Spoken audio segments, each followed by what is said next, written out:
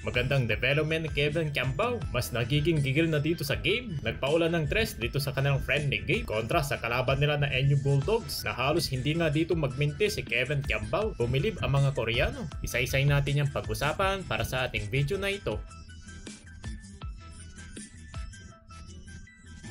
So kanina ay nagganap nga dito ang isang klaseng practice match ng team ng ating kababayan sa Korean Basketball League na si Kevin Kiambao sa bansang Korea sa kupunan na Sono Sky Gunners. At heto naman ay kontra dito sa kalaban nila na NU Bulldogs. Bilang bahagi na nga ito ng kanilang paghahanda ng kanilang team sa 2025 at 2026 ng KBL season. Kailangan nga ito ng mga team ang mga ganitong klaseng mga friendly games upang maibalik nga sa kondisyon ng lahat ng kanilang mga players. Siyempre, para din ito sa kanilang mga bagong mga lalaro upang ito'y makabisa nga nila ang kanilang mga plays. At ang rason kung bakit nga rin natin ditong abangan ang team ng Sono ay dahil nga dito sa kupunan ng NBA ating hopeful na si KQ. Sa ganda namang naging development ng kabayan this off-season ng KBL ay talaga naman na isa ito sa mga kakabangan na manglalaro sa KBL ng Korea. At eto na rin ang chance upang makompleto ni KQ ang buong season sa Sono. Kung matatandaan kasi sa nakaraang season ay nearly ender lang itong nakalaro. Kaya naman ay hindi niya nakompleto ang buong tulong sa Sono. Pero heto na nga, nagbabalik na nga dito si Kevin Kiambao sa KBL. At tila nga ba parang nabitin pa itong si Kabayan sa naging instinct niya sa Gilas, Pilipinas nung nakaraan na FIBA Asia Cup na kung saan ay hindi naging maganda dito ang ating resulta. Pero kung sa usapang individual lang performance ang ating titignan ay naging desente naman ang naipakita dito ni KQ sa kanyang mga naging laro sa ating national team. Pero dahil talo nga ay dito na binus ni KQ ang gigil nito at dahil na nga dito sa naging practice ng kanyang kupunan na Sono ay pinaulan niya ng mga 3 ang mga Koreano. Magandang indikasyon nito para sa Sono sa susunod na KBL season dahil until now ay wala pa silang ditong talo sa kanilang mga friendly games. At dahil na nga dito, futures bright ito para sa Skies Gunners sa next season.